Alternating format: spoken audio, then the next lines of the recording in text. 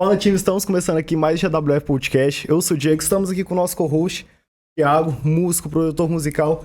E hoje viemos trazer um assunto aqui totalmente do mundo da música, o mundo artístico. E para isso, trouxemos nosso convidado aqui, empreendedor, palestrante, baterista, várias coisas, várias histórias para contar. Escritor de livros, já fez viagem pelo mundo inteiro, tudo nessa área musical. Aqui, Moisés, pode se apresentar para a galera. Fala aí, pessoal.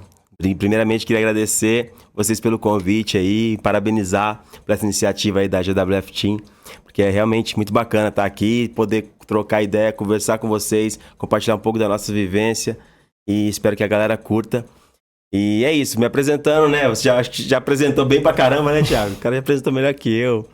Mas é um pouco disso, cara. Eu acho que eu sou, antes de qualquer coisa, sou baterista. Eu sempre falo que a primeira coisa que a primeira nomenclatura, né? Se você for colocar assim pra mim, eu colocaria baterista, porque é a bateria que me fez conseguir tudo que eu consegui na minha vida. Então ela foi a principal coisa que me motivou a buscar outras coisas, né? Mas, pô, empreendo também na área da música, como você falou, né? Tenho um estúdio aqui em Pouso Alegre, escrevo, enfim. A gente faz um pouco de tudo e eu espero que vocês gostem do bate-papo. Perfeito, agora vamos começar do começo, né? Bora. Como é que você começou a se interessar por esse ramo de música? Como que você começou foi buscar a bateria em si? Por que foi esse instrumento também?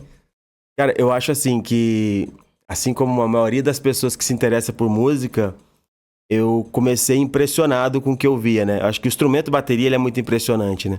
Quando eu era criança eu via os caras tocando aquele instrumento gigante, aquela coisa muito louca, e eu ficava curioso, né, pra saber mais aquele instrumento. Então, a primeira coisa que me motivou na bateria foi realmente o fator estar impressionado com o instrumento, sabe? E aí, aos poucos, eu fui conhecendo o instrumento, comecei a tocar em igreja, meus pais frequentavam a igreja, então foi o primeiro contato que eu tive com o instrumento. A partir daí eu comecei a desenrolar e fazer um barulho. E depois eu fui entendendo que ali dentro da música, dentro da bateria, eu poderia ali me desenvolver e encontrar um caminho assim que até então eu não sabia nem que existia, né? Então isso foi com 7 anos de idade. 7 anos de idade comecei a fazer barulho. Não falo tocar, não. Eu falo fazer barulho com 7 anos de idade. Mas com 12 que foi a virada de chave. Com 12 anos eu tava morando em Campos do Jordão. Eu nasci em Cubatão, São Paulo. Mas como eu tava falando, a gente tava falando aqui em off, eu sou filho de pais nordestinos, então me considero com sangue de paraibano, mas nasci em Cubatão. E com 6 anos, 7 anos, né?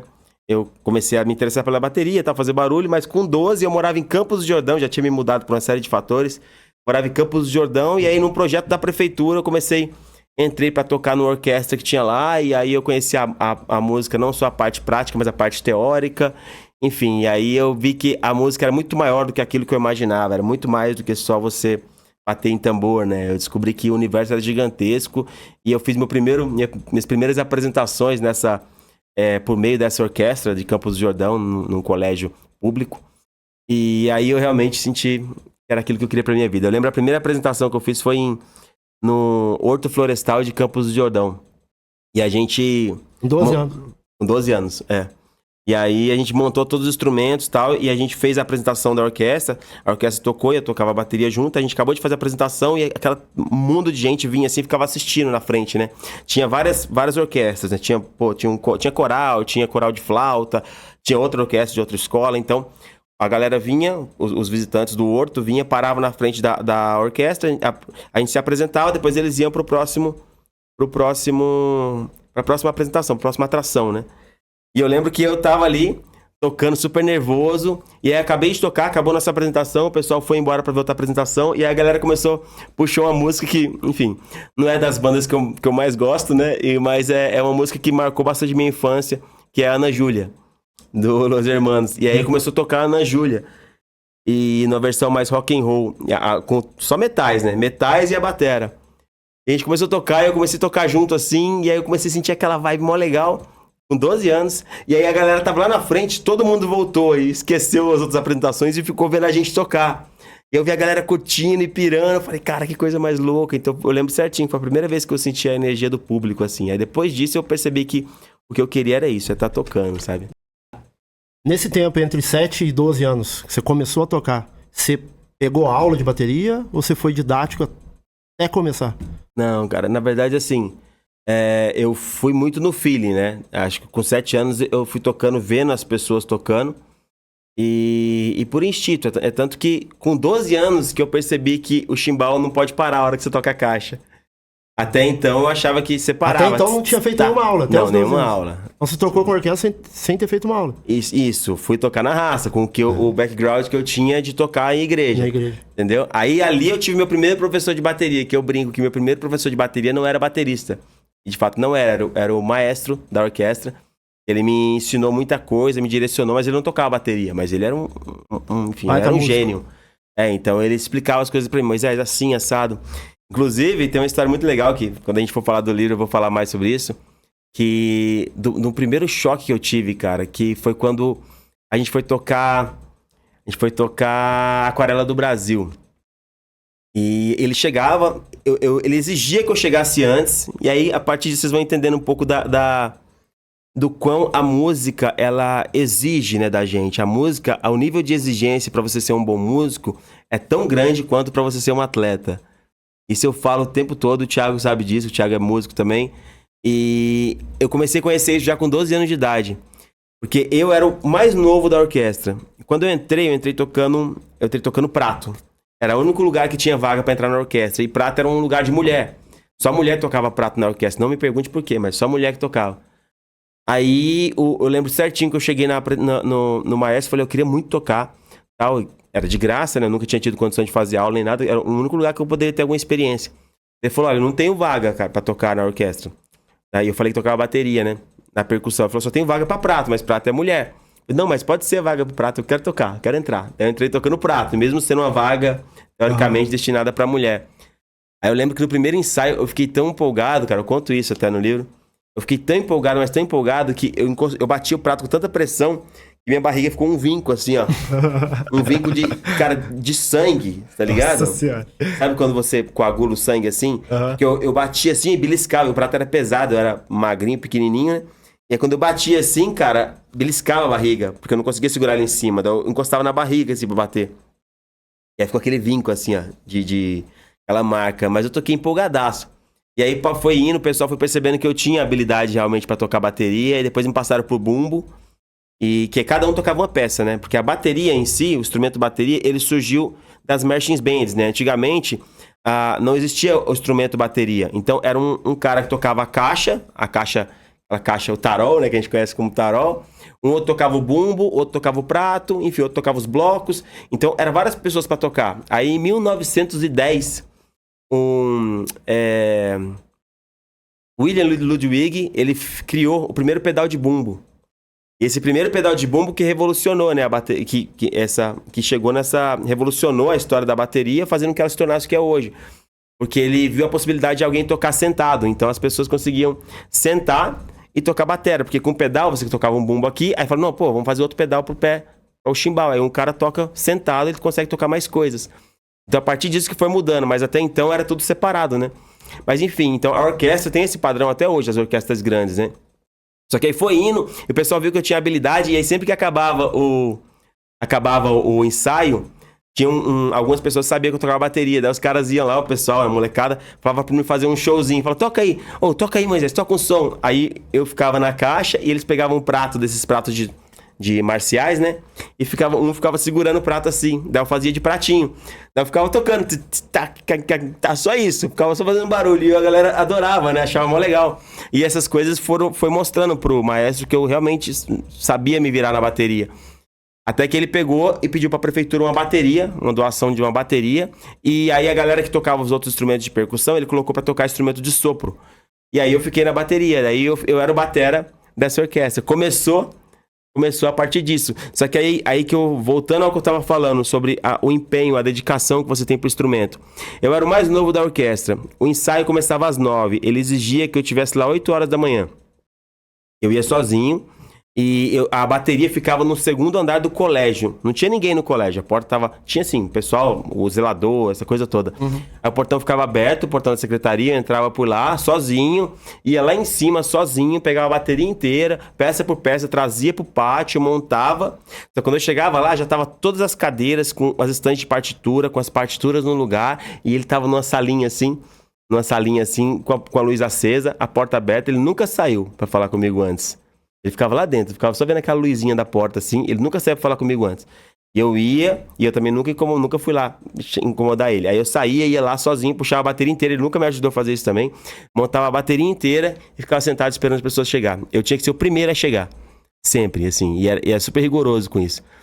E aí a gente começava o ensaio. Aí eu lembro, o assunto que eu ia falar pra vocês, que a gente foi tocar Aquarela do Brasil. Ele colocou lá pra gente tocar Aquarela do Brasil, chegou, colocou as partituras. Só que eu não sabia tocar samba. Nunca tinha tocado samba. E tava Aquarela do Brasil em samba pra tocar. E é um ritmo difícil, nunca tinha estudado. Eu lembro que eu não conseguia tocar. Aí foi a primeira vez, toquei errado. Falei, não, mas não é assim não, ó. É assim, ó.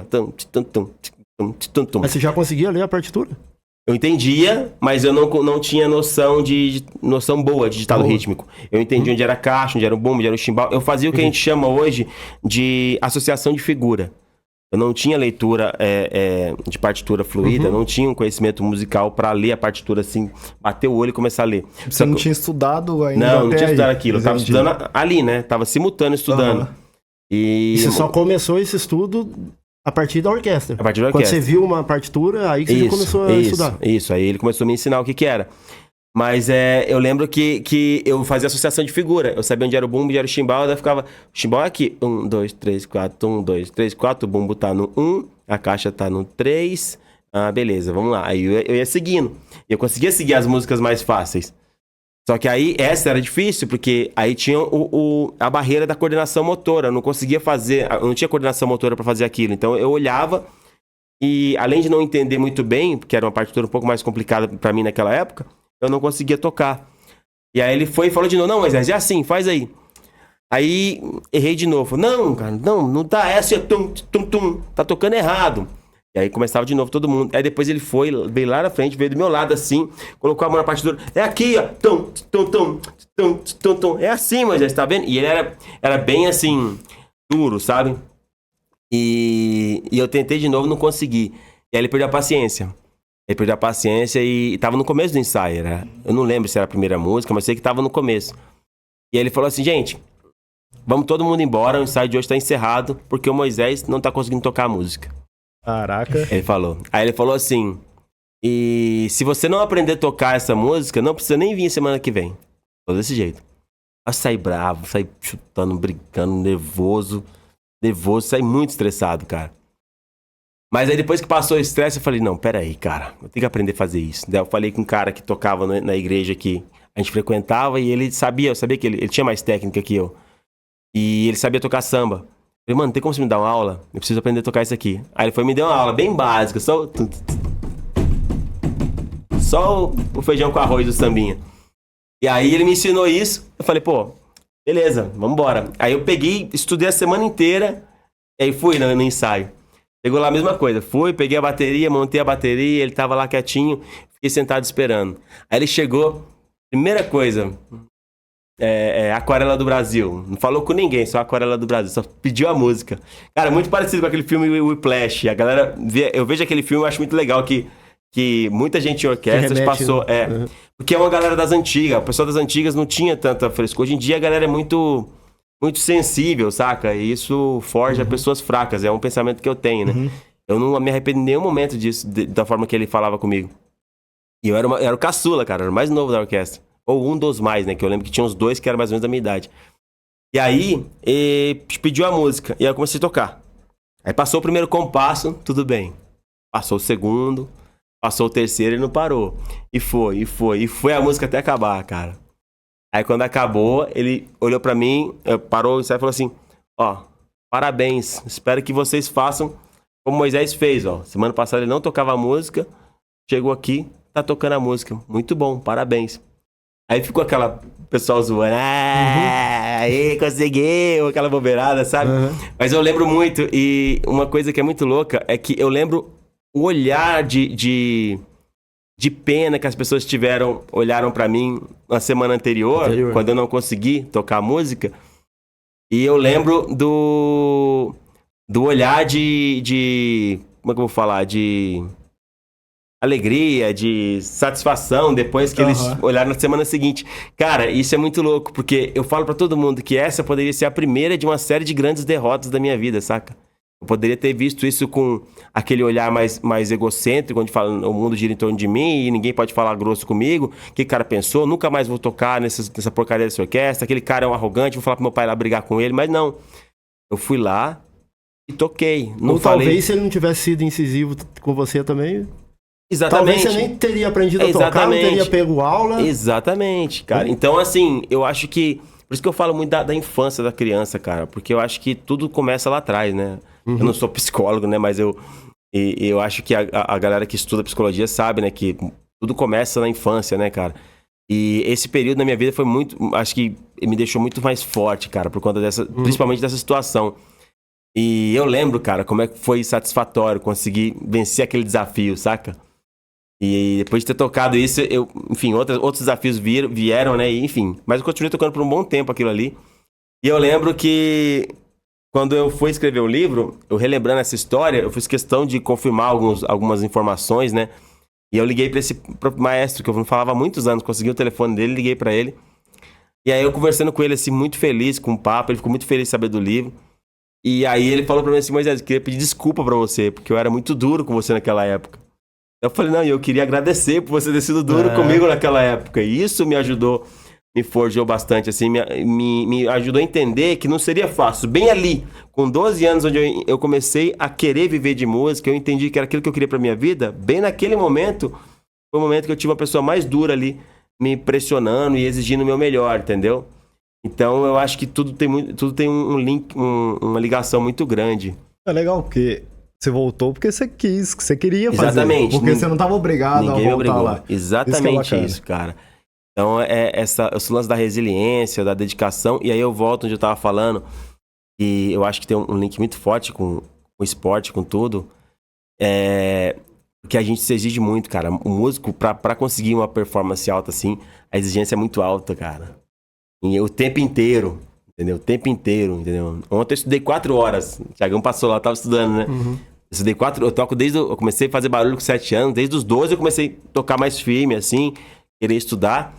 E 12 anos, hoje eu tô com 37, faço 38 daqui a 2 meses. E 2 meses? 3 meses. Até esquecendo, né? Aí você vê, é a idade. Mas continuo estudando pra caramba e me exigindo, querendo fazer melhor. Então eu acho que é uma briga diária consigo mesmo, saca? A partir dali que você tava com 12 anos na orquestra, você fez essa primeira aula, parou de fazer aula, dali você nunca mais parou de fazer aula. E aproveita e fala um pouco dos professores. Sim, cara. Na verdade, assim, cara, esse maestro me ajudou muito, mas mais na parte teórica do que na parte técnica. Sim. Aí eu fiz uma aula pra tocar o samba. Certo. E eu lembro que teve um período assim, cara, que eu devo ter feito umas...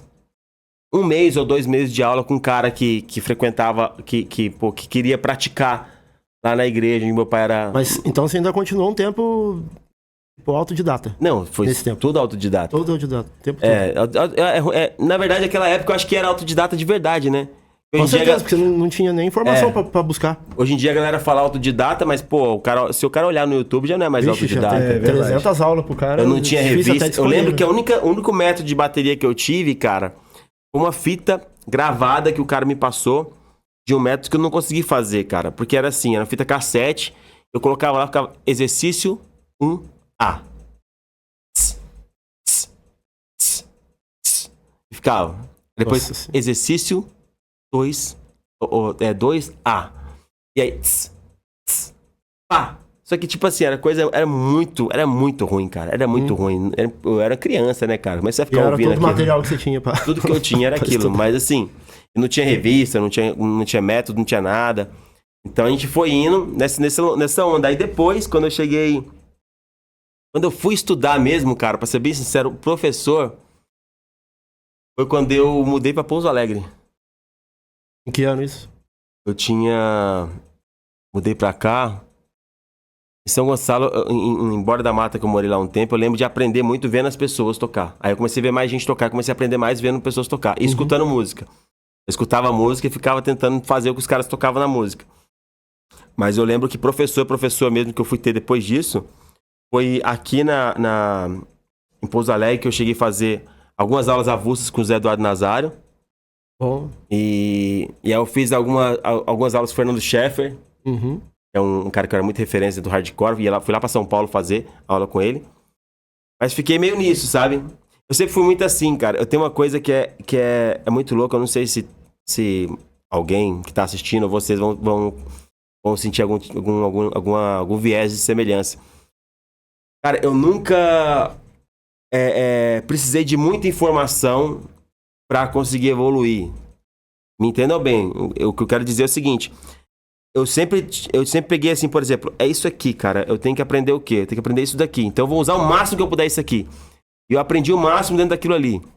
Entendeu? Aquela informação era uma aula que eu tive. Eu focava naquela aula e ficava estudando só aquilo.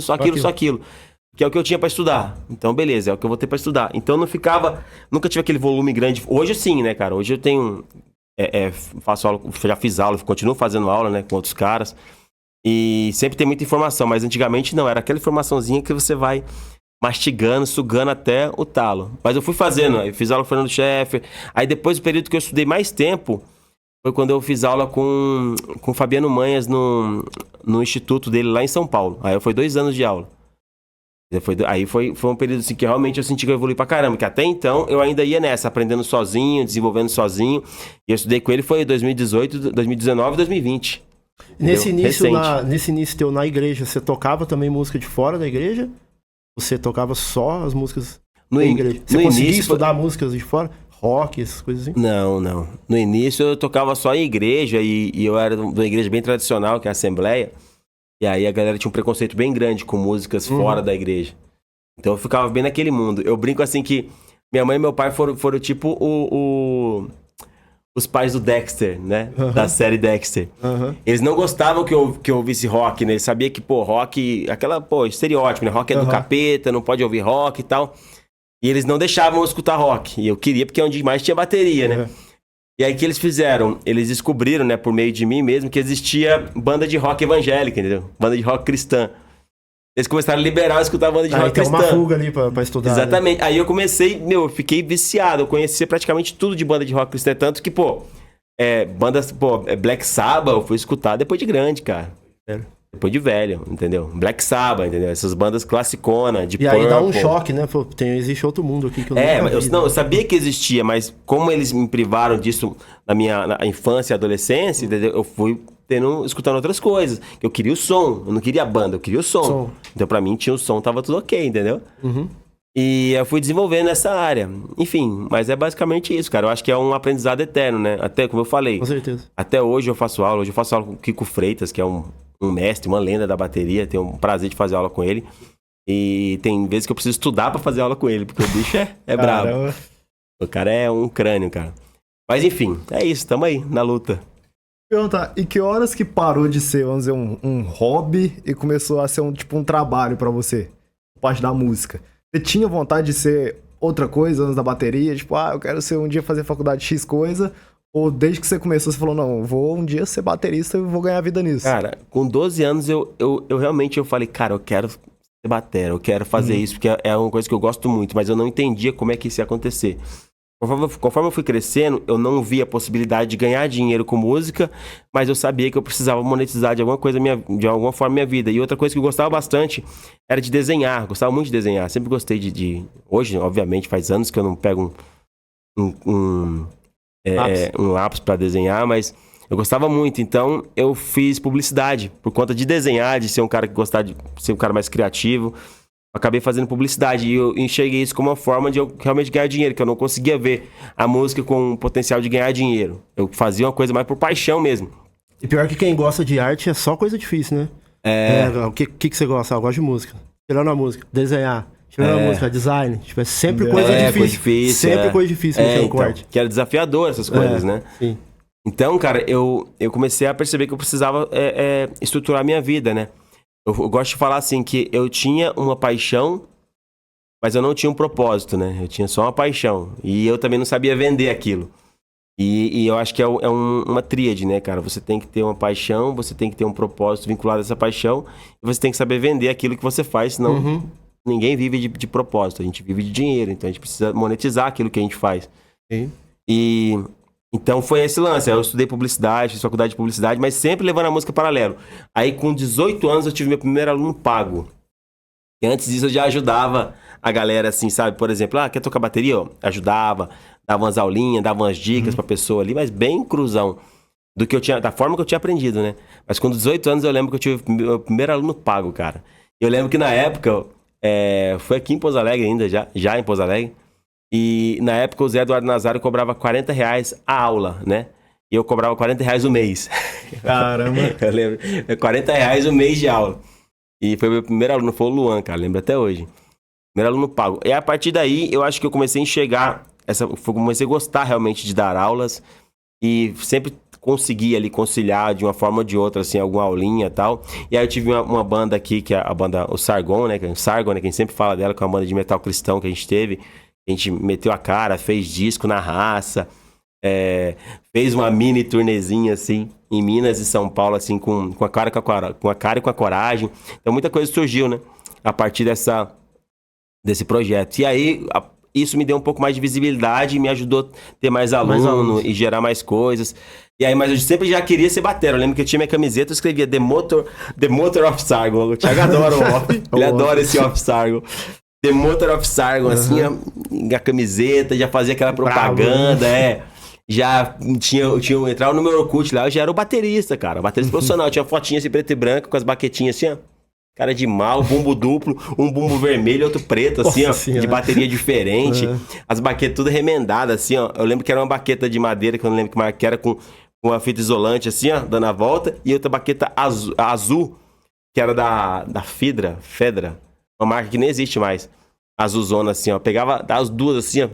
As que eu tinha pra usar era aquilo lá mesmo. E começou a pintar a ideia de ter uma escola pra dar aula desde o início ou depois? Não. Escola, na verdade, não. Eu digo assim, a vontade. Não tanta ideia mesmo de fazer, mas quando começou a pintar, a vontade. A vontade de ter bastante aluno já existia ali. Já existia. Eu já tinha essa coisa de me posicionar legal e sempre querer pensar em performance. Ia no palco, assim, eu pensava fazer uma performance legal. Tanto que os caras iam no show, o Matheus, que hoje dá aula no meu estúdio lá, no Cabana, o Thiagão trampa lá também com nós. Ele tem, eu não sei se ele tem ainda, mas eu lembro que ele ia em todo show. E ele era fãzinho, né, do Sargon. Do Sargon. Eu não sabia disso. Não, ele era, pô. E nesse período, olha pra você ver, eu sem estrutura, eu tinha bem menos conhecimento teórico e técnico de bateria que a maioria da galera que eu conhecia. Mas eu consegui uma parceria com a marca lá de Santa Catarina. Olha Impacto só. Baquetas o nome. Era uma marca pequena de baqueta, mas consegui fechar uma parceria com os caras. Assim, obviamente, eu conversei com os caras assim, a gente foi conversando via internet. E os caras, acho que sentiram uma certa empatia, né, pelo que a gente fazia. E fechei com eles. E aí eles mandaram uma caixa de baqueta assim, escrito Moisés Santana, no jeito mais escroto. Imagina assim. A emoção, né? A primeira vez que você é louco. Eu fiquei numa emoção total. Pô, sou o cara mais famoso do mundo, né? Isso aí. Ia jogar umas baquetas pra galera assim, tá. É muito louco, assim. Aí o show jogava baqueta, tava nem aí, fazia aquela bagunça assim no show.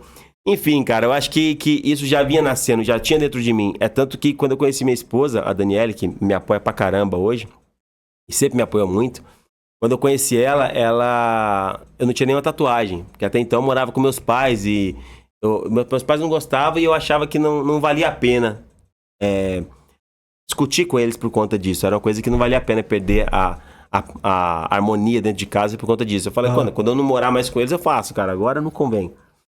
E aí, eu lembro que ela perguntava pra mim assim, a gente tava se conhecendo, conversando, né? Falou, você tem tatuagem? Eu não falava nada, desconversava.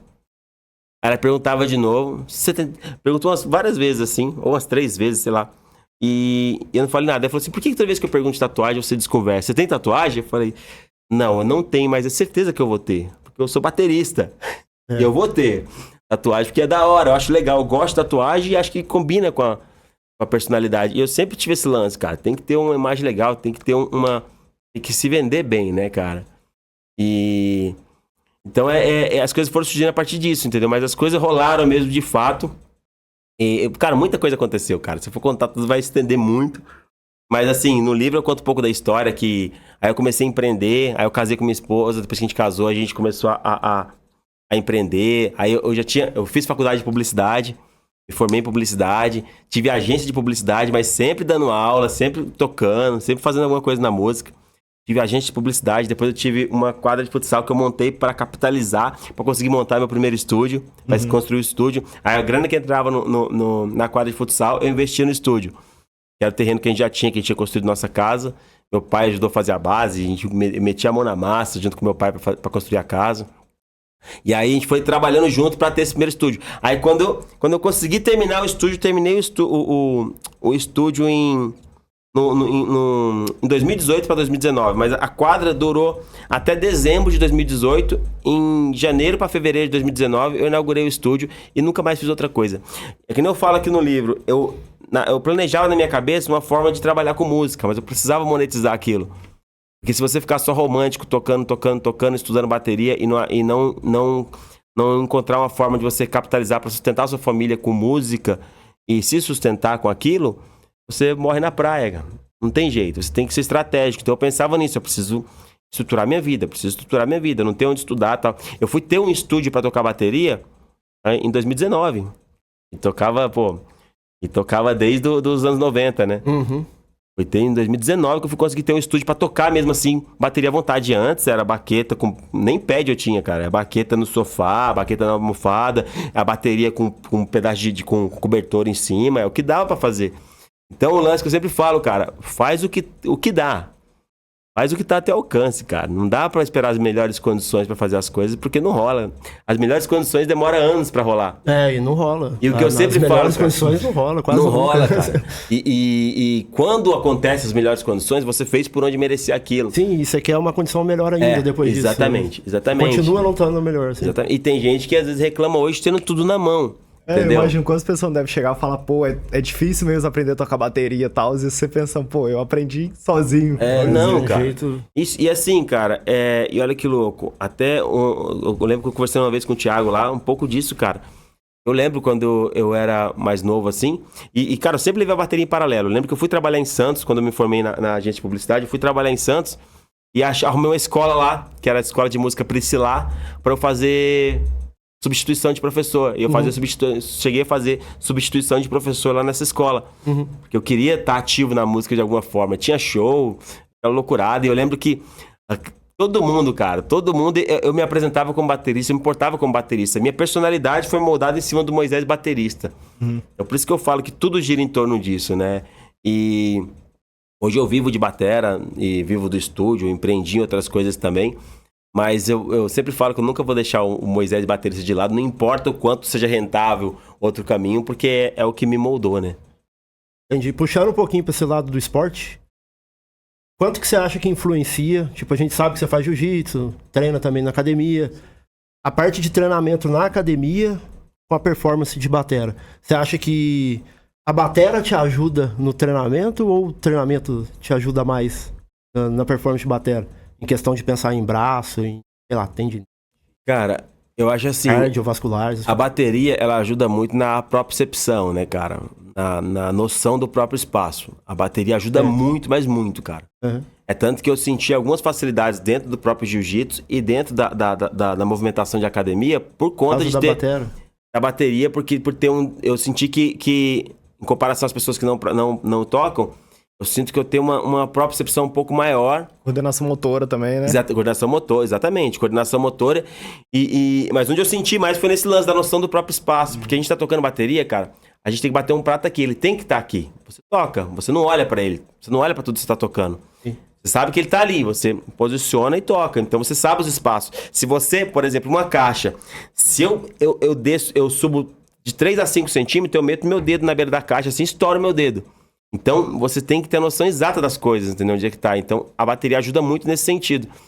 E a coordenação também, pô. Vai fazer uma movimentação, você tem que saber, tem que entender o movimento. Então, essa coisa toda. Nisso, eu sinto que a bateria me ajudou. Mas, assim, essencialmente, cara, a atividade física ajuda monstruosamente mais na bateria, cara. Entendi. É tanto que a gente viu aquele Spritzer que teve aqui, que foi o baterista consagrado no Angra, enfim. Eleito não sei quantas vezes como o melhor baterista de metal do mundo. E ele veio aqui, toda vez que ele vem, ele traz a pranchinha de abdominal, né? Você viu lá, né? Eu vi fazendo abdominal antes. Aquela rodinha... 5 minutos antes de entrar no palco, tava... Rodinha funcional, a pranchinha de abdominal e faz flexão. Toda vez ele faz flexão, faz abdominal e pega a rodinha... um aquecimento pra... cara. É porque pensa o seguinte, a bateria ela é muito físico, então você vai ativar a musculatura. Se você não ativa antes, quando você vai começar a tocar, cara, até ativar, demora muito. Isso falando principalmente de bateria de alta performance. O que é bateria de alta performance? Esses caras que tocam muito na pressão, muito rápido, com muita porrada. A gente tava falando aqui do Joy Jordison, né? O Eloy Casagrande. São caras que tocam em altíssima performance. Então o cara tem que entrar já estralando, entendeu? Senão, até ele esquentar, às vezes a primeira música já é uma música que precisa do cara estar quente. Então o cara dá aquela ativada na musculatura pra conseguir ter um play legal. Entendeu? E é fundamental, cara. Muda completamente. Pra você ter noção, quando eu tô frequentando a academia, tô indo frequentemente na academia e tô correndo, eu toco melhor pedal duplo. Olha só. Quando eu tô fazendo esteira, treinando perna, fazendo esteira, eu toco muito melhor pedal duplo. Bem melhor. E olha que louco, quando eu tô fazendo academia, sempre faço abdominal, aí o core fica mais forte, você consegue sustentar melhor a perna na hora de tocar, porque bateria você fica com a perna aqui, né? Não sei se dá pra ver na câmera, acho que não dá, né? Pedal duplo, você tá aqui, ó. Entendeu? Você tá assim, ó. Tá tocando, a perna tá aqui, ó. Flutuando, né? Ó. Você tem que sustentar inteiro, seu corpo tá no banco, ó. Então, pra você sustentar seu corpo no banco e conseguir ficar com a perna assim o tempo inteiro, cara, o abdômen tem que tá legal. As pernas tem que estar forte. Então, cara, a atividade física me ajuda de uma forma monstruosa. Eu sinto, cara, por exemplo... Por conta do evento que a gente teve, transição de ano, um monte de coisa, eu fui, 2 vezes na academia, até aqui, nesse ano, né? Esse mês de janeiro e fevereiro, porque realmente eu sou muito focado no quando eu tenho algum evento, alguma coisa assim que demanda tempo. E o nosso evento final de semana agora, com aquele Priester e Thomas Lang. Thomas Lang é um dos 5 bateristas mais importantes do mundo. É um cara monstruoso mesmo. O cara tocou com Paul Gilbert, tocou com Robbie Williams, tocou com um monte de gente, um cara muito famoso. Então isso exige muito, assim, de mim. Mas quando eu tô praticando atividade física, eu toco, eu sou outra pessoa, cara. Quando eu não tô, eu já sinto que eu apanho mais pra chegar naquele nível de tocar legal. E na parte de cardio, você acha que muda também? Além da parte física, a parte de cardio de cansar mais rápido? Então... Quando você tá fazendo... Porque, assim, a bateria você já vai cansar muito, né? Já é um cardio, talvez um cardio mais pesado que um que você faz na academia. Exatamente. Mas... Fazer academia também ajuda no cardio ou o cardio você acha que não... Academia não, mas aí que entra o jiu-jitsu. Até com um bonezinho da Aliança, grandes parceiros aqui. E aí o jiu-jitsu entra, cara. Porque assim, como você falou, a bateria é um cardio. Eu nem precisaria correr na esteira, pra ser bem sincero.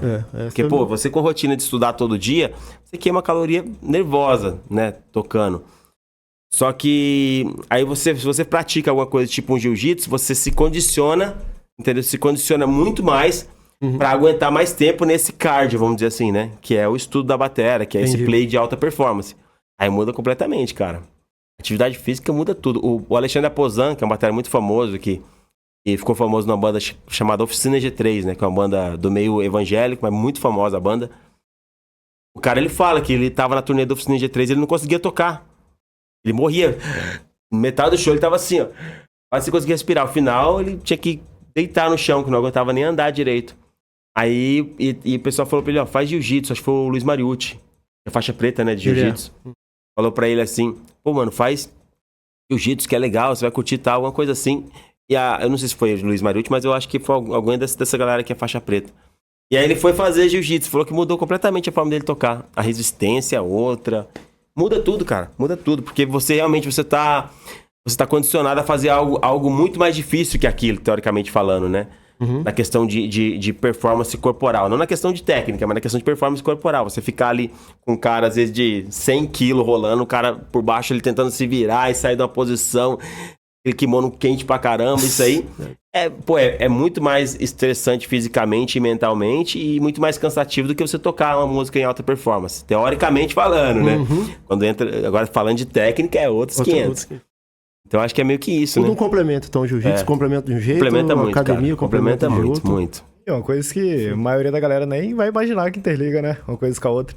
E uma coisa que eu tava pensando aqui, fala que você tava lá atrás, quando você falou que colocaram você pra tocar samba. Sim. Tenho certeza que muita gente, tipo assim, às vezes fala de bateria só interliga com rock. Sim. Não pensa mais em nada. acho que grande maioria, mas igual você falou, tocava na igreja, toca samba. Sim. Até onde vai isso? Cara, a música é muito rica, né, cara? Os ritmos são algo muito valioso que a gente tem no Brasil. Os ritmos brasileiros, cara, são estudados no mundo inteiro. O próprio Thomas Lang falou, o Thiago tá de prova aí, que é comum as pessoas dos outros países estudar as músicas brasileiras, né? Sim. Estudar a música brasileira, estudar ritmos brasileiros. E às vezes o próprio baterista brasileiro não leva isso em consideração, né? O cara fica ali pensando, pô, cara, eu sou bateria de rock, mano, esses caras aí de sertanejo, tô nem aí com esses caras, pô, que música ruim, que pagode o quê? Você é louco? Cara, a gente tem que explorar Inclusive, tudo, ele citou uns nomes lá que eu acho que muita gente nem conhece. Daqui. Um gringo veio aqui, citou nome de músico nosso. Exatamente. E a gente não conhece. Exatamente e isso, ele cara. Estudou. Exatamente. Viu só? Então é basicamente isso. Eu acho que, cara, a gente tem que buscar referência. Então, eu acho que o que molda um bom baterista, cara, é a quantidade de referências que ele tem. Se ele tem referência do samba, se ele tem referência da música nordestina, né? Ele tem referência que tem, pô, o Nordeste é riquíssimo, né? Musicalmente falando. Se ele tem referência da música cubana também, pô, é sensacional. Todas essas referências da música norte-americana, entendeu? Todas essas referências, cara, vão fazer ele se tornar alguém, vão moldar o estilo dele com a personalidade legal.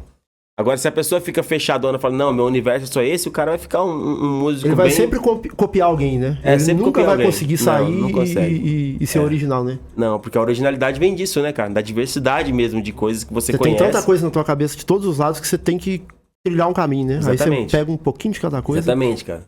Mas o Brasil é muito rico, cara. Ritmicamente falando assim, é muito louco, cara. Eu já tive a fase, né, na adolescência de ser preconceituoso com outros ritmos, né?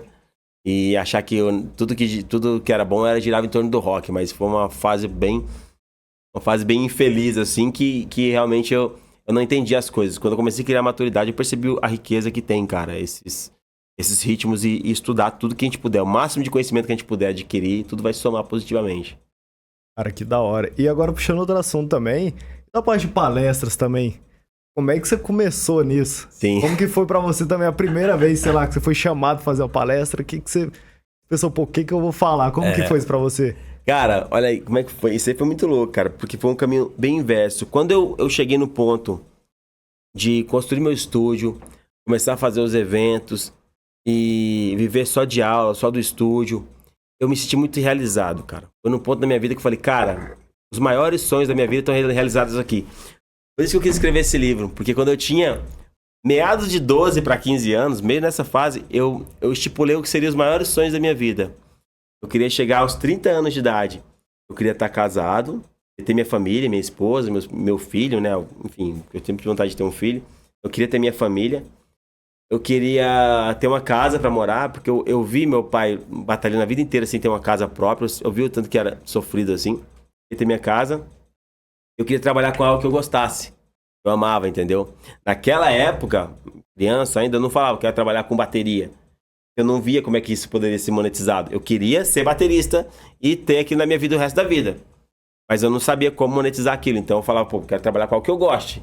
Pode ser desenhar. Tanto que teve uma época que eu tive a pira de ser cartunista, entendeu? E tem história aqui. Fui até parar na Editora Abril, pra você ter noção. Parar lá num processo seletivo deles. A história eu não vou contar não, porque senão eu vou dar spoiler. Mas enfim, cara, eu via isso de uma forma muito séria, né, cara? Eu queria muito fazer eu muito me dedicar e viver um pouco disso tudo. Nossa, desconectei. Parte de palestras. Isso, lembrei, verdade. Perdão, deu um corte aqui na cabeça. Deu um bug. Então, o que acontece? Aí, quando eu cheguei no ponto de viver só de música, de ter conquistar esses sonhos que eu tinha, eu falei, cara, eu preciso contar isso pro mundo, cara. Eu lembro dos processos, de como é que foi isso tudo. Hoje eu tô feliz e realizadaço, assim. Eu preciso contar isso às pessoas. Aí eu comecei a escrever o livro. E aí foi bem quando estourou a pandemia, né? Comecei a escrever assim, em 2019. Eu escrevi basicamente em 2020, né? 2020 e 2021, esse livro. E aí, cara, eu escrevi o livro estava escrito. Minha pretensão era só escrever esse livro e fazer com que ele chegasse nas pessoas, né, cara? da forma mais espontânea possível, sem muita pretensão.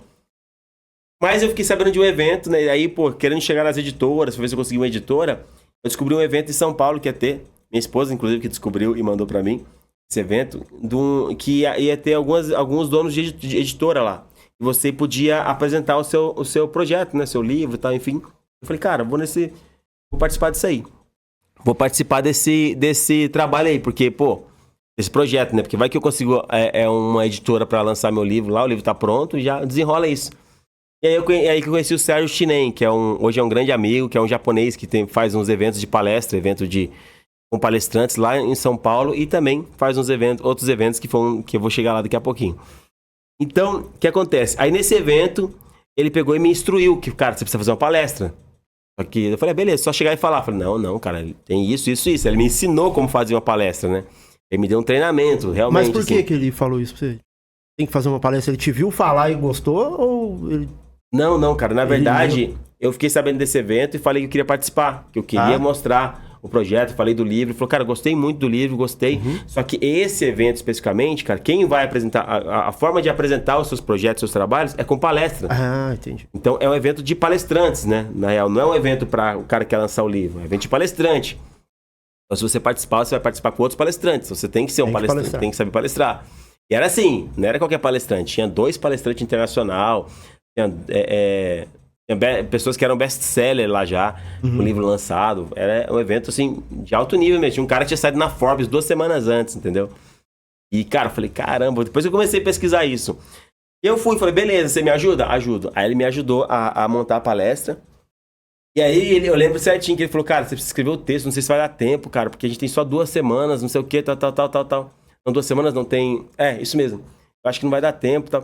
Eu sei que, assim, eu sentei, assim, em 2 dias ou um pouquinho mais e mandei o texto pra ele todo.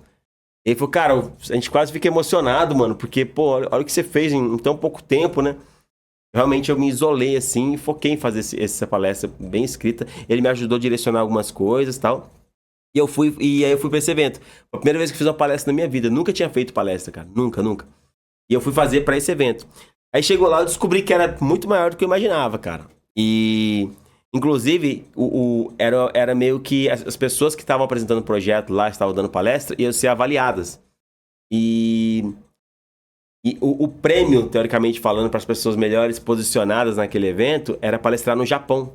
No evento que ia ter no Japão, que esse mesmo japonês fazia. Que é o Expo Talks, né? Que é um evento gigantesco. Que rola no Japão. Enfim. Aí, o que acontece? Eu fui participar desse evento. Cara, enfim, pra mim, eu fui lá e falei de uma forma mais espontânea possível. Eu lembro que a Dani falava assim pra mim, Moisés, assiste aqui, ó, TEDx, né? TEDx que fala, né? TED, né? TEDx, enfim. É um esquema de um evento que o pessoal faz em vários lugares do mundo, né? De palestras de 20 minutos e tal. E ela mostrou pra mim, ó, assiste isso aqui, assiste esse outro palestrante aqui pra você pegar o jeito como é que os caras fazem. Eu falava assim, não vou ver nada. Eu não vou ver nada. Tudo que eu ver agora... pegar a manha, né? Tudo que eu ver agora vai me fazer querer imitar os caras. Eu vou chegar, vou fazer o meu. Não vou aprender nada daqui até lá. Tem 2 semanas pra fazer um negócio. Eu vou fazer o que tem que ser feito. Entendeu? E aí eu peguei e fui, cara. Fui e participei desse evento. E foi melhor do que eu esperava, cara. Eu lembro que tinham 15 palestrantes. De 15 ou 14 palestrantes, enfim. Eu sei que não era 15. Se foi 14, foi porque um cara não pôde ir no final das contas. Cara, e eu fiquei em 4º lugar, cara. 4º lugar, assim, no ranking, assim, que os caras pontuaram, assim, de palestra. E isso porque quem tava na frente era Dal Bosco... Não, eu fiquei em 3º. Foi 3º? Acho que foi 3º lugar, cara. Olha pra você ver. E o cara da Forbes? Enfim, o cara ficou em penúltimo. Caramba. Salve, Forbes. Foi mais ou menos isso. E, cara, foi muito legal, porque eu nunca tinha tido experiência de palestrar, ainda mais no... Pô, eu cheguei pra palestrar num negócio que era uma competição, já, praticamente. E foi muito legal. Eu lembro que quem ficou acima de mim foi a Naíli Mamed, que é um palestrante internacional, que fez evento em Abu Dhabi. Inclusive, eu fui no evento dela em Abu Dhabi, quando as coisas rolaram. E era um ícone, já é best-seller em um livro, já tem outro livro best-seller também lançado. E quem ficou abaixo de mim foi a Débora Brum, do Comunicação Assertiva, que é um livro super conhecido, muito famoso também, que também é um best-seller. Então eu fiquei entre duas best-sellers, assim, cara. Olha só. Eu perdidinho aqui, cara, entendeu? Foi um negócio, assim, surreal, cara. Foi algo, assim, que realmente foi assustador. Foi 4º lugar mesmo que eu fiquei. Dal Bosco, não, Dal Bosco não, Toshio, que é um japonês, ficou em primeiro, Dal Bosco ficou em segundo, Naili, depois ficou eu em 4º lugar. Cara, foi muito legal. E aí, esse evento me rendeu o quê? Me rendeu o convite para ir fazer uma palestra no Japão, nesse evento, Expo Talks. E também me rendeu o contrato com a editora Literary Books, que o dono da Literary Books estava lá, essa editora. E ele viu a história, queria saber do livro, e enfim, eu passei o livro para ele, e ele gostou e fechou um contrato de 4 anos comigo, a partir desse evento. Caramba. E aí eles falaram, cara, já que vamos fechar com o livro, você vai lançar o livro lá no Japão, cara. Pra comunidade brasileira, né? Que a palestra era pra comunidade brasileira também no Japão, que é muito forte. Esses eventos são pra comunidade brasileira.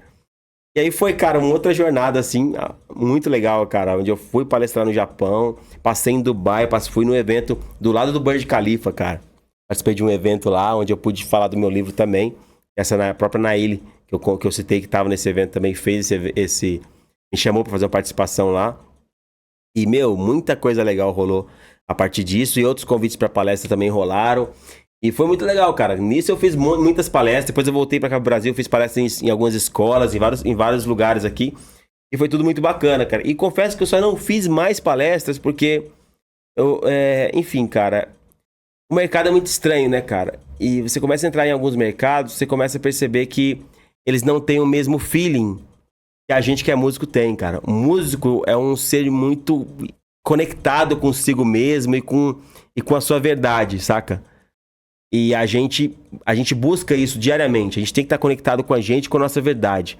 Quando eu comecei a entrar no mercado, eu comecei a conhecer algumas coisas e ver algumas coisas que a galera começa a se moldar pra ser vendável só, e a verdade do cara se perde. Eu comecei a falar, cara, eu gosto muito de fazer palestras, principalmente em escola, em lugares assim onde eu tenho oportunidade de falar com as crianças, com adolescentes, com o jovem que tá ali decidindo o que vai fazer da vida. Eu acho que é aí que eu consigo um impacto maior. Mas assim, eu não tive muito interesse, não tenho muito interesse de me moldar pra ser só um objeto vendável, saca assim? E deixar minha essência de lado. Entendeu? A pessoa começou a falar, não, você não pode usar moletom, não. Pelo amor de Deus, moletom, cara. Você não vai fazer palestra de moletom. Cara, você não pode fazer palestra de Vans, cara. Você não pode usar um Vans. Tipo, short, cara? Não, short não, cara. Não, pô, a tatuagem você tem que... Aí acaba sendo um negócio de um monte de pessoa igual. Exatamente. Aí começa, tipo, te colocar numa forminha, velho, que não é você. Eu falo, cara, não é minha essência isso aí. O livro vai ser mentira, cara. Se eu começar a me tornar uma pessoa que eu não quero pra ganhar dinheiro, porque, pô, palestra dá grana, entendeu? Dá grana pra caramba, pô. O piso aqui, o piso de palestra no Brasil é R$6.000. Uma palestra, entendeu? Por isso que você vê um monte de gente querendo ser coach, querendo fazer palestra, entendeu? A galera quer ganhar dinheiro, entendeu? Só que, velho, eu via aquela galera assim, às vezes, conheci muitas pessoas ótimas, com essência absurda. Pessoal que foi pro Japão comigo mesmo, grandes amigos, eu adoro todos eles. E pessoal batalhador mesmo, que rala, que se entrega pra fazer a coisa acontecer. Mas ao mesmo tempo eu conheci outras pessoas que a gente percebe que tá ali mais pela grana do que propriamente pelo um propósito real, sabe, de vida, assim, que respira aquilo, que acorda de manhã pensando naquilo, que dorme pensando naquilo, que aquilo motiva, que você brilha o olho, que você se emociona em pensar o que você tá fazendo pras pessoas. E então tem menos propósito e muito mais necessidade de vender a parada. Então eu comecei a pensar, cara, meu lugar de transformação é aqui, é na bateria, é na música, porque é aqui que eu me sinto verdadeiro, saca? E então continuo fazendo palestras, rola bastante, a gente conversa sempre. Inclusive tô negociando uma em Foz do Iguaçu. Fazer em Foz do Iguaçu, workshop de batera e palestra. A gente vai fazer as duas coisas. E pra mim é o melhor cenário possível, onde eu toco, faço um som, falo de técnica de bateria pra galera que toca batera e faço palestra também pro pessoal pro outro público que vai pensando na palestra. Moisés, que da hora. E, cara, uma curiosidade que eu tava olhando aqui pra capa do livro, e essa frase aí embaixo, como é que você escolheu ela? O que veio na sua cabeça? Essa capa que ficou muito da hora. Cara, pelos sonhos de quem você está lutando, né? Aqui, ó. Pessoal, essa câmera aqui, né? Aqui, ó. Pelos sonhos de quem você está lutando. Essa frase, cara, ela, na verdade, ela resume a minha luta, né, mano? A minha luta inteira eu lutei pelos meus sonhos, cara. E não abri mão dessa luta de forma nenhuma. Eu sempre corri atrás daquilo que eu sonhava mesmo. É tanto que eu falei que eu comecei... Os meus maiores sonhos eu estipulei lá com os 12 anos de idade e com 30 anos, pra conseguir com 30 anos. E realmente com 30 anos eu tinha conseguido a maioria desses sonhos. Só meu filho que veio que eu tava pra fazer 32. Um pouquinho depois o filho, mas o restante tava tudo lá. Entendeu? Praticamente tudo lá. E então é isso, cara. É uma frase que provoca as pessoas, né? A pensar pelo sonho de quem que ela tá lutando mesmo. Porque, cara, a gente tem que lutar pelo que é nosso, pelo que a gente acredita. Esse que eu acredito. Mesmo que você não esteja... Às vezes o pessoal liga muito isso aqui na parte de empreendedorismo, né? Que eu gosto muito de empreender, trabalho... Tenho meus empreendimentos, né? Principalmente na parte da música. Mas esse pessoal liga muito para empreendedorismo. Mas eu também acho que não é só empreendedorismo. É o intraempreendedorismo também, né? Você pode estar trabalhando dentro de um lugar, de um estabelecimento, de uma empresa. Mas aquilo tem que estar ligado de alguma forma com o seu sonho, né, cara? Com aquilo que você pensa para você. Isso que eu acho legal, né, cara? Você instigar isso nas pessoas. Eu sempre falo que, às vezes, a pessoa reclama que com o trabalho que tem, a ocupação que tem. Ela fala, pô, não, eu não amo meu trabalho é uma porcaria, detesto o lugar que eu trabalho, detesto tudo ali. E eu falo sempre muito, defendo muito isso, né? Você trabalhar com aquilo que você ama. Mas, às vezes, essa falta do amor no que você faz não tá ligado necessariamente na atividade, mas na falta de um propósito, né? Às vezes você tem que ter um propósito naquilo que você faz. Se você tiver um propósito naquilo que você faz, consequentemente, você vai começar a ter amor por aquilo. Você vai entender o propósito pelo que você faz aquilo. Então é basicamente isso. Eu acho que a luta... A gente sempre está lutando pelos nossos sonhos. Algo que acho que todo mundo tinha que pensar. Levantar todo dia de manhã falando, hoje eu vou seguir buscando pelos nossos sonhos. Tanto quando eu faço palestra, a primeira coisa que eu pergunto assim, é quem tem sonhos. E todo mundo levanta a mão. Todo mundo tem algum sonho. E depois, em seguida, eu já pergunto. Mas quero saber quem que fez ou pretende fazer alguma coisa hoje em função desses sonhos. Aí, menos da metade levanta a mão, entendeu? Porque um sonho sem dedicação diária e sem planejamento não é sonho, é ilusão, né? A gente vive uma ilusão, achando que algo vai acontecer, mas você não se dedicou para aquilo acontecer. Então é basicamente por isso que essa frase está aqui na frente.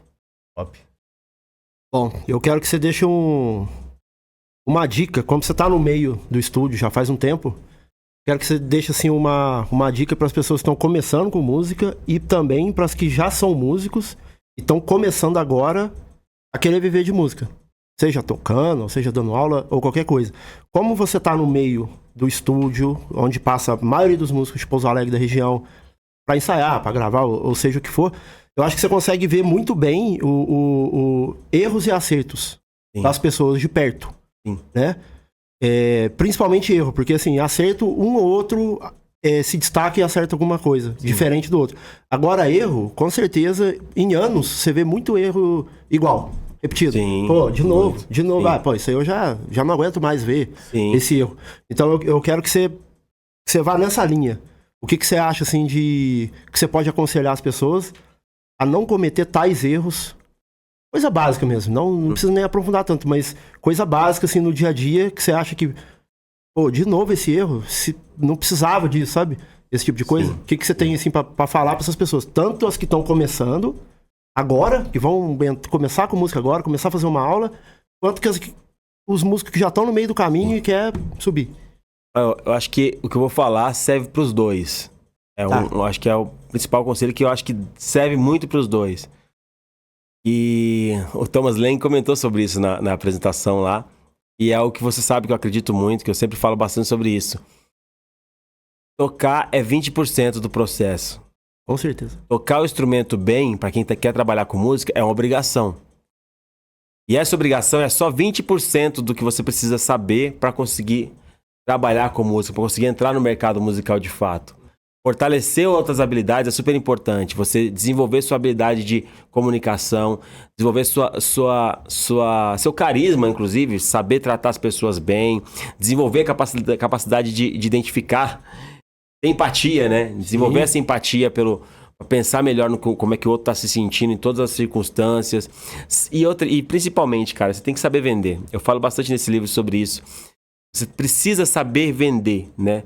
E é tanto que eu até citei mais ou menos que eu tenho escrito no livro, que eu sempre falo que se eu tivesse que que dá 3 conselhos para quem tá se formando hoje no ensino médio, vamos falar assim, para um músico de hoje. Se tiver que dar 3 conselhos para ele, ou para qualquer pessoa que queira ingressar na carreira, no mercado de trabalho, independente da área, nem tô falando só de músico agora, eu diria primeiro que cultive uma paixão. No caso do músico, a paixão já é o próprio tocar. A paixão é aquilo que realmente faz a gente acordar.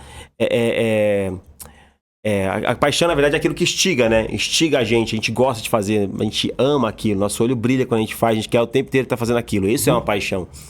Cultive essa paixão. Por que cultive? Porque normalmente essa paixão nasce lá na infância, né? E a gente abandona essa paixão muitas vezes por uma série de fatores. Mas cultive algo que você realmente tem paixão por fazer. Depois eu sempre falo, encontre um propósito nessa paixão, que o propósito é aquilo que vai fazer você estando doente, estando cheio de problema, tá chovendo, sei lá, tá um monte de BO acontecendo, mas você continua fazendo aquilo, porque o propósito ele dá um senso de importância muito maior naquilo que você faz, né? E o propósito ele é muito maior que a nossa própria existência, né? Porque quando você morre, o teu propósito faz com que você ainda continue vivo, né? Então, cultive um propósito e linke essa paixão. Porque tem dias que a paixão não vai ser suficiente para te fazer levantar da cama e fazer as coisas. Mas o propósito, com certeza, vai te impulsionar para continuar se dedicando ao que você está fazendo. E terceiro, uma coisa que eu tenho que falar para os músicos, que é onde a maioria dos músicos erra, que é aprenda a vender, cara. Se você não souber vender, você não vai para lugar nenhum, cara. Você pode ter as ideias mais legais do mundo, mas se você não souber vender, cara, você não vai conseguir sobreviver daquilo e aí você se frustra. A frustração é o desequilíbrio entre a realidade e a expectativa, né? Quando isso está desequilibrado, existe a frustração. E, principalmente dentro da música, muitos músicos se frustram por isso. Eles têm a expectativa de viver de música, de viver bem, de tocar com banda famosa, ou isso, aquilo. Só que a realidade dos caras não condiz com aquilo, porque os caras estão só tocando. Os caras não sabem trabalhar a imagem, às vezes, a maioria, né? Não sabe trabalhar a imagem, não sabe se posicionar no mercado, não sabe aumentar sua rede de networking, entendeu? Não procura se desenvolver. Isso tudo é aprendido. A gente aprende esse tipo de coisa. Então, o principal conselho seria: não fique achando que é só tocar. Desenvolva outras habilidades para somar aquilo que você faz. As outras habilidades, muitas vezes, vão ser uma porta muito maior para você conseguir aquilo que você tanto sonha dentro da música do que o teu próprio play tocando. Sim.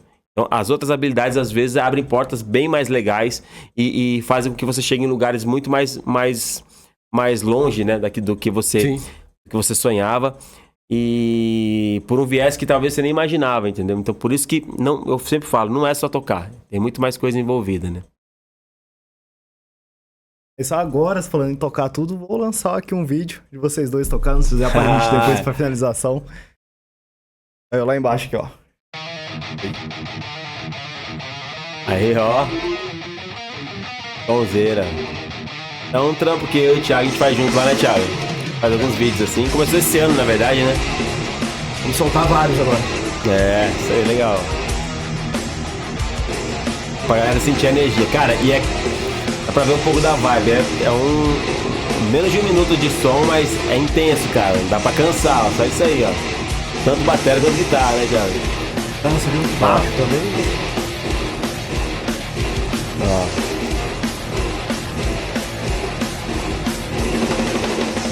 Ah, louco. Aí, ó. Muito stop, cara. Muito stop. Tem vários vídeos assim que dá pra sacar um pouco da performance, né, cara? E a performance de bateria é um negócio tenso.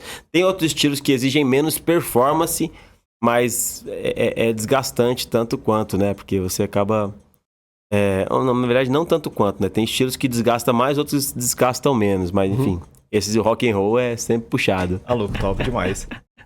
Agora... Considerações finais, fica à vontade de falar o que quiser. Não, primeiro eu queria agradecer vocês, né? Agradecer vocês aí pelo convite. Parabéns aí, Will, todo mundo que idealizou esse podcast tão legal. Prazer estar aqui e tá ficando legal pra caramba, galera. Se vocês já não se inscreveram aí no canal, não acompanham o pessoal da WF Team aí, o podcast, acompanha aí, porque tem muita coisa legal por vir, né, Thiagueira? Com certeza. Tô vendo, o Thiago sempre me fala de uma galera que tá vindo, as coisas que tá acontecendo e a gente podia ter mais pessoas, né, com esse incentivo, né, de fazer, com essa intenção, né, de compartilhar um pouco das histórias e um pouco de tudo, assim, que as pessoas têm de legal e de relevante, né? para fazer pro crescimento de todo mundo. Mas enfim, também queria agradecer meus parceiros que sempre somam positivamente comigo. Eu tô aqui com isso aqui, inclusive, esse livro é de vocês, tá? Presente aí pro podcast. Obrigadão, viu? Beleza? Aqui também tem uma baqueta da Spanking. Spunk é meu patrocinador. É uma baqueta, enfim, assinada, que esse aqui é um modelo Moisés Santana, um modelo meu. E é bem legal que essa baqueta a primeira vez que eu vi essa baqueta sendo vendida no Magazine Luiza, eu fiquei muito feliz. Falei, caramba, minha baqueta tá no Magazine Luiza. Realmente tá, se colocar no Google lá, baqueta Moisés Santana, tem no Magazine Luiza, tem no Mercado Livre, porque os caras têm uma distribuição muito forte. E eu vou deixar também de presente pra vocês, Spunk, lá de Jaraguá do Sul, Santa Catarina, essa empresa. É uma empresa parceiraça, tamo junto, Spunk. Ó, presente pra vocês aí também, ó.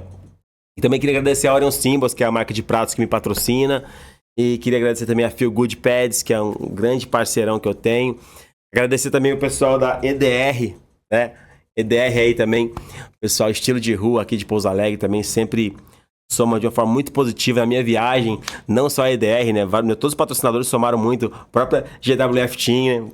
Eles somaram pra caramba. Eu lembro que na correria lá da minha viagem pro Japão, muito corrido, um fluxo de trabalho muito alto, mas eu tava lá com a coqueteleira e o Eizinho da GWF Team para salvar nos intervalos lá da correria. E agradecer também o pessoal da Aliança, né? Que são grandes amigos, onde eu pratico. Lá a gente falou um pouco de jiu-jitsu, falou um pouco de atividade física, de esporte. Então, agradecer o pessoal aí.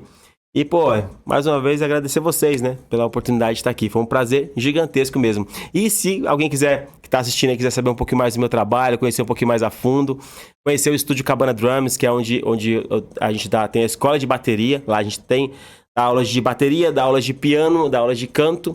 E a gente também tem a parte de locação para ensaios. A gente tem gravação, que o Thiago é nosso produtor lá, faz as gravações, mixagens lá no Estúdio Cabana, né?